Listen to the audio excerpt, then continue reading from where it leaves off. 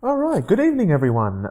So my name is Mr. Grant and as I promised you, here is a short video or podcast, whichever one you're listening to, based on today's lesson covering metallic bonding, anions, cations, and looking a little bit into intro to chemical equations.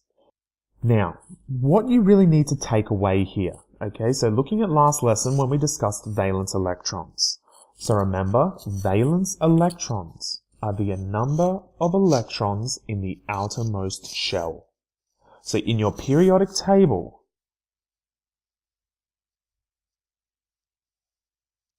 you only want to look at the relevant row or period in which your element is located. Then you just simply count across. So for example, if we've got sodium, it has 1 electron in its outermost shell, okay? Because we look down to its appropriate row and we simply count across.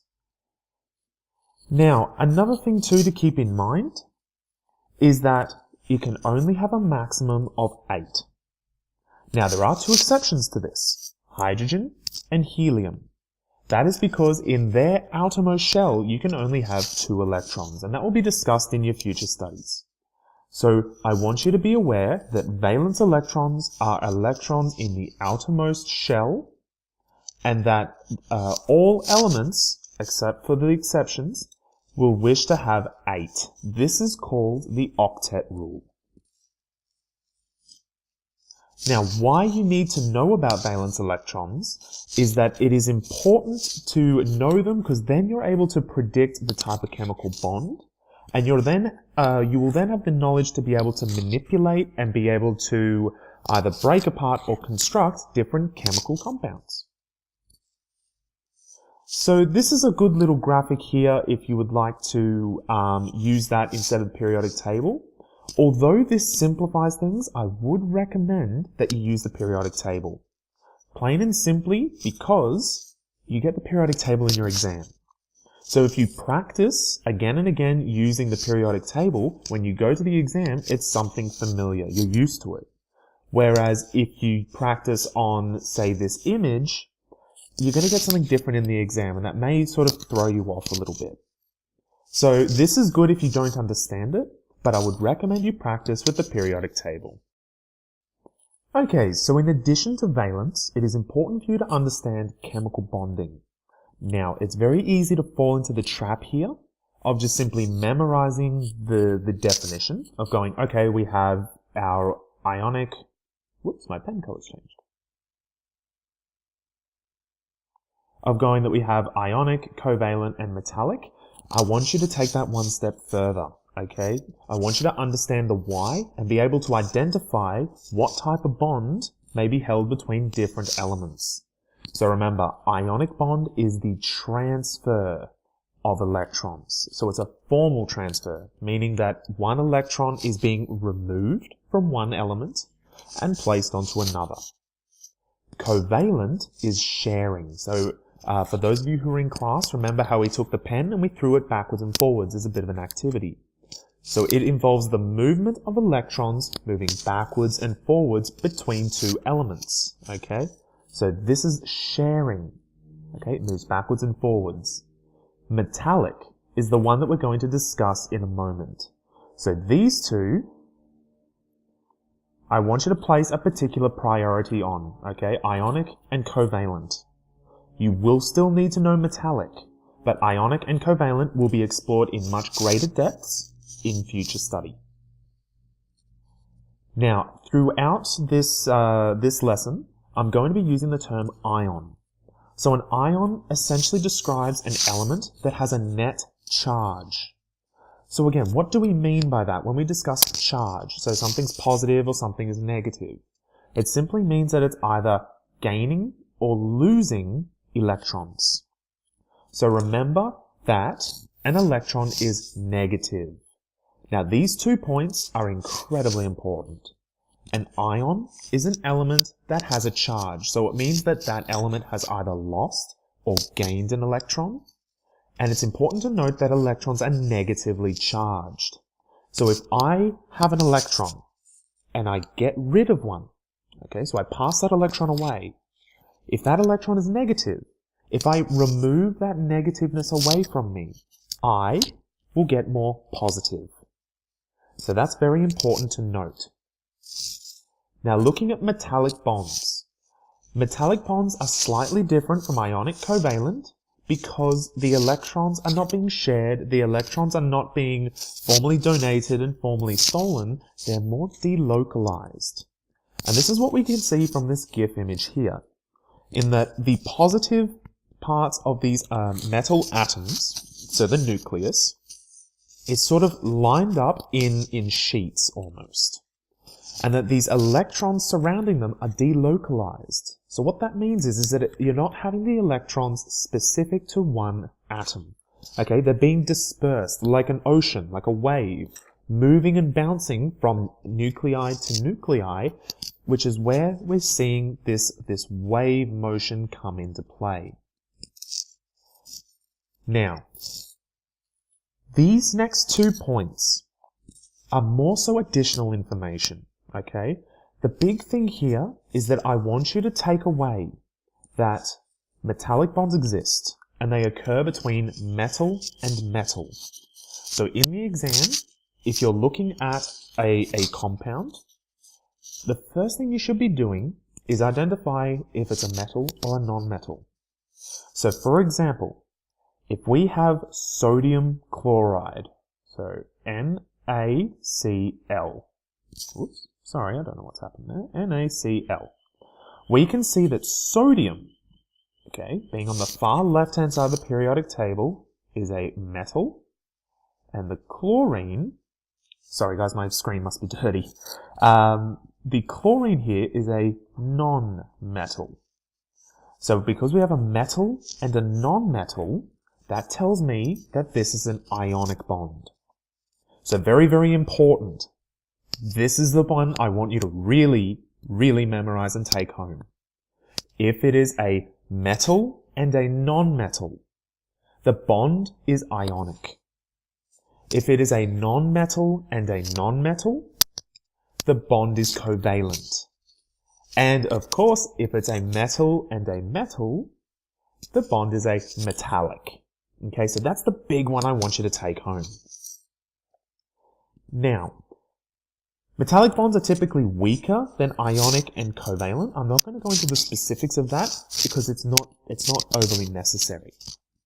But the big thing here is that Miss Evans, your regular teacher, made a note saying that metals are very pliable, so they're malleable, you can bend them, okay, and that they are conductive. So if we put an electric current or if we heat it up, so if I have a big sort of metal rod, and if one end is placed in fire and I'm holding onto the other end, I'm going to get burnt. That heat is going to move. The reason for that is because of this electron cloud.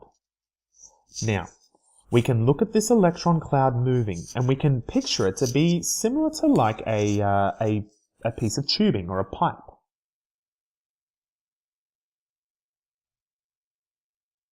Forgive my really poor drawings here, guys. Sorry. Now, imagine that we have a tube here that's full of marbles. And I have a marble in one hand, and I want to push another marble in here. So I put a marble in the tube and push it. What's going to happen is that marble is going to move into the tube, and pretty much instantaneously, another marble is going to come spitting out. This is why our different types of metals are conductive, in that it is able to flow and move across in a delocalized manner to move these electrons across in turn and thus transport either heat or electricity. Now, very, very important in this slide is noting what an anion is and what a cation is. That's definitely should be retained in your memory, 100%. So, if you have an element that has gained electrons, so it's stolen some, because it's stolen those electrons, remembering electrons are negatively charged. If it steals those electrons, it's stealing something that's negative. which means it is going to get more negative. So we call this an anion. Now, if we have an element that loses electrons, it's getting rid of it, it doesn't want them, okay, it gets more positive, right? Because electrons are negative, if it's losing those negatives, it's getting more positive, and this is called cation. You need to be able to remember the definition of anion and cation. You need to be able to, again, using the information covered from valence electrons, you need to be able to recall which elements on the periodic table will lose electrons, which elements will gain electrons, okay, and be able to identify the corresponding charge. Now, if you're not quite sure, don't worry, we're going to cover it in a moment.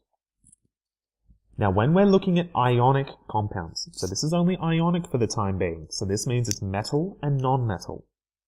The big thing here is that when we're identifying ionic compounds, we need to make sure that the net charge of a compound must equal 0.